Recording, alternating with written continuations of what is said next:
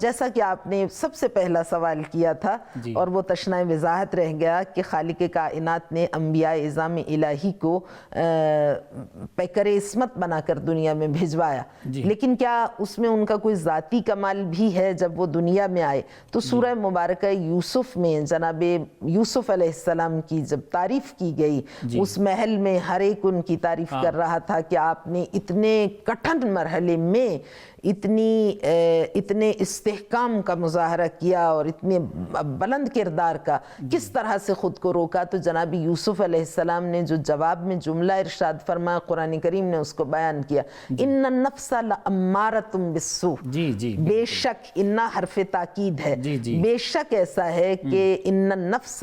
اس میں کوئی شک نہیں کہ لامارۃ، لام پھر لام تاکید، امارہ پھر مبالغہ ہے، یعنی امارہ بہت بہت بہت بہت زیادہ، جتنا ایگزیجریٹ کرتے چلے جائیں انسان کا نفس اسے امارہ امر کرتا ہے، حکم دیتا ہے برائی کا۔ یعنی جناب یوسف علیہ السلام یہ فرما رہے تھے کہ میں اپنے نفس کو مبرہ قرار نہیں دیتا، نفس میں خواہش گناہ پیدا ہوتی ہے، لیکن خالق کائنات کی تائید اور توفیق شامل حال، اور وہ ایسے ہی نہیں ہوتی، مال غنیمت نہیں، اس کے شامل حال ہوتی ہے جو اس توفیق کو پانا چاہتا ہے اپنے نیک اعمال کے ذریعے سے۔ اس کا مطلب یہ ہے کہ والذین جاہدوا فینا،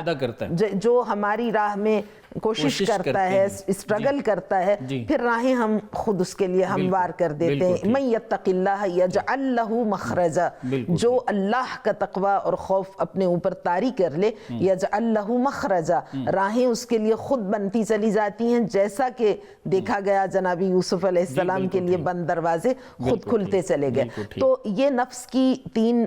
کیفیتیں جو خالق کائنات نے قرآن کریم میں بیان کی، امارہ ہے، بہت بہت بہت حکم کرنے والا برائی کا۔ اس کے بعد اگلا مرحلہ ہے لوامہ۔ لوامہ یہ مرحلہ ایسا ہے کہ اگر انسان جب برائی کرتا ہے تو خالق کائنات نے اچھائی اور برائی دونوں پہلو اس میں قرار دیے، تو اس کے جو ضمیر کی آواز ہے، ملامت کرنا، لوامہ برائی پر ملامت کرنا، اب وہ اگر ملامت کرنے والی جو آواز ہے انسان کے اندر، ایک انسان محسوس کرتا ہے کہ اندر سے اس کو ایک ریگریٹ یا کوئی آواز ہے جو اس کو، تو اگر اس آواز کو دبا دے تو وہ تباہی کی جانب گامزن ہو جاتا ہے، رفتہ رفتہ رفتہ رفتہ نفس لوامہ ختم ہو جاتا ہے۔ اگر وہ اس آواز کو ویلکم کرے اور اس کو پنپنے دے، بڑھنے دے، اور اس آواز پر لبیک کہے اور گناہ سے خود کو بچائے،